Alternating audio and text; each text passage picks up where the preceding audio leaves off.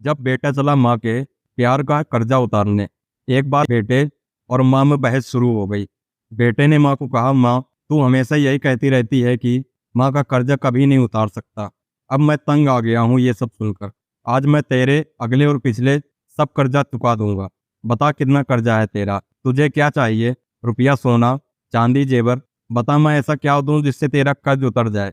माँ ने बेटे को बड़े आराम से कहा, बेटा ये रुपए पैसे सोने चांदी तो मेरा कर्जा नहीं उतरेगा। अगर तुझे मेरा कर्जा उतारना है तो एक काम कर, आज रात तू मेरे पास मेरे कमरे में सो जा।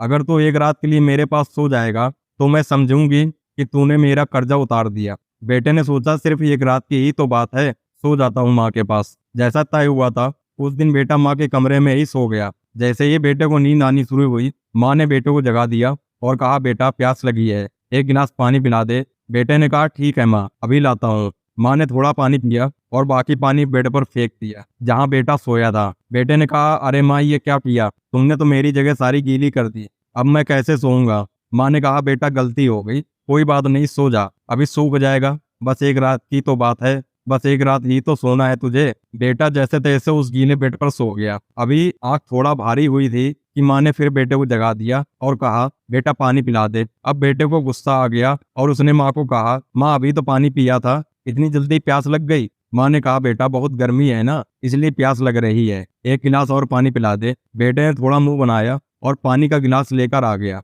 माँ ने थोड़ा पानी पिया और बाकी पानी फिर बेटे की जगह घेर दिया। अब बेटे का गुस्सा सातवें आसमान पर पहुंच गया। बेटे ने माँ को कहा, माँ तू पागल हो गई है क्या? तूने मेरी जगह पानी गिरा दिया, बार बार मेरा बिस्तर क्यों गीला कर दिया? इस बार बेटे ने दर्जनों बातें सुना दी अपनी माँ को, लेकिन माँ कुछ ना बोली। माँ ने धीमी आवाज में कहा, बूढ़ी हो गई हूं ना बेटा, गलती से गिर गया, कोई बात नहीं, एक रात की बात है, तो सो जा, अभी थोड़ी देर में सूख जाएगा। जैसे तैसे बेटा फिर गीले बिस्तर पर लेट गया। काफी देर तक नींद नहीं आई, लेकिन 1 घंटे बाद फिर बेटे की आंखें नींद से भारी होने लगी और तभी माँ ने बेटे को फिर से उठा दिया और कहा, बेटा पानी। माँ ने अभी इतना कहा ही था कि बेटा झल्ला उठा और बोला, भाड़ में जाए तेरा कर्जा, मैं जा रहा हूँ अपने कमरे में सोने। इतना सुनते ही माँ ने बेटे के गाल पर एक जोरदार तमाचा मारा और कहा, तू मेरा कर्जा उतारने चला था, तू एक बार मेरे कमरे में सो गया और मैंने सिर्फ 2 बार तेरा बिस्तर गीला कर दी, तो तू भाग रहा है, तू भाग रहा है यहाँ से। मैंने तो तेरा बिस्तर साफ पानी से गीला किया,